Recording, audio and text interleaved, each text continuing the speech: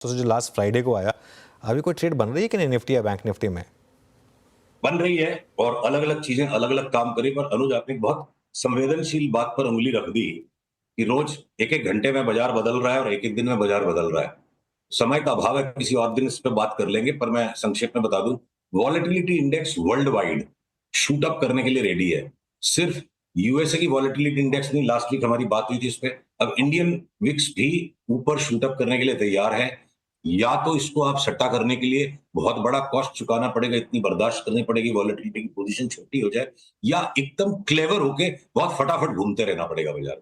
Volatility अगले महीने भर मेरे को लगता है ऊपर ही ऊपर चलेगी, जो कि एक संकेत है कि मंदी का व्यापार करने वालों के घर में पैसा ज्यादा है। तो क्या टारगेट्स बनेंगे निफ्टी और बैंक निफ्टी में इस स्विंग में फिर? देखिए, निफ्टी और बैंक निफ्टी में थोड़ा सा मुझे विरोधाभास लगता है, जिसका रिजोल्यूशन आगे चल के होगा।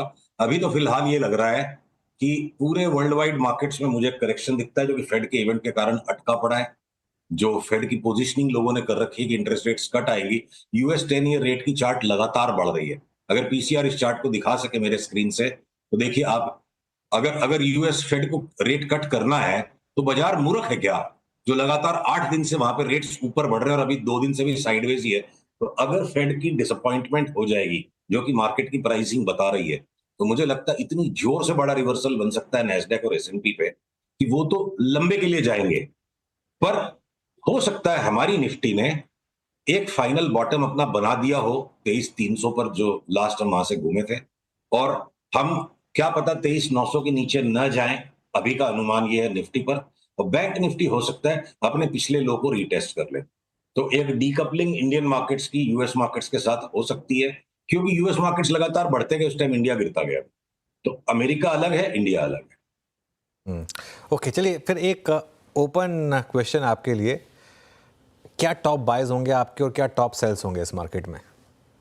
ब्रॉडली देखिए, जनरली पूरे पूरे सेक्टर्स एक साथ चलते हैं, पर अभी सेक्टर्स में भी थोड़ा थोड़ा सा फर्क है। तो देखिए, टेलीकॉम के सारे स्टॉक्स डिप्स में बाई हैं, चाहे वो भारती हो, वोडाफोन हो, या आपके इंडस टावर हो। इस पे अपनी बात हो चुकी। आईटी के स्टॉक्स जितना भी इठला रहे हैं, हम नहीं फंसेंगे उनमें। और जैसे इनमें सेल सिग्नल और रिवर्सल आएगा, हम इंतजार करते रहेंगे, हम इनको कस के बेचेंगे।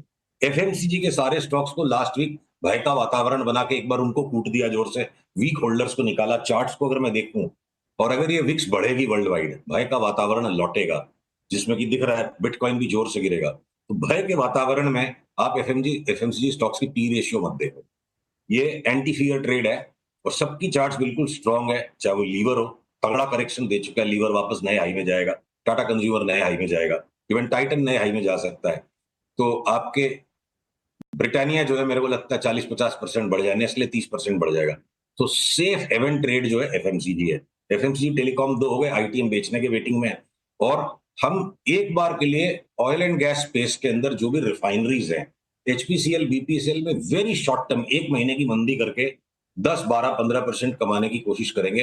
पर वहीं एमआरपीएल और चेन्नई पेट्रो, अनुज, पिछले साल अपनी बात होती थी 8-8 10-10 गुना पैसा हो गया उसमें, बस अब खा पी के निकल गए, भूल गए उन स्टॉक्स को। अब उन पे नजर गड़ाने का टाइम आ गया है। अगले करेक्शन के बाद देखना है, अभी अनुमान है, बाद में जब ट्रेड आएगा तो मैं कंफर्म करूंगा।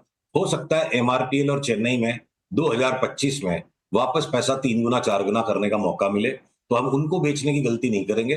पुलबैक हम उन्हें लेंगे। HPCL BPCL short term trading कर सकते हैं। ओएनजीसी, ऑयल इंडिया, ये सारे स्टॉक्स को, आईओसी को हम पुलबैक में बाई करेंगे। तो बचे क्या आपके बैंक्स। बड़े बैंक्स में इंडसइंड बैंक का जो होना था, कचूमर निकल चुका है, उसको हम बाई ट्रेड की तरफ नजर गड़ाए बैठे हैं। बाकी के जो बड़े बैंक आप स्टॉक में इन्वेस्ट करते हो?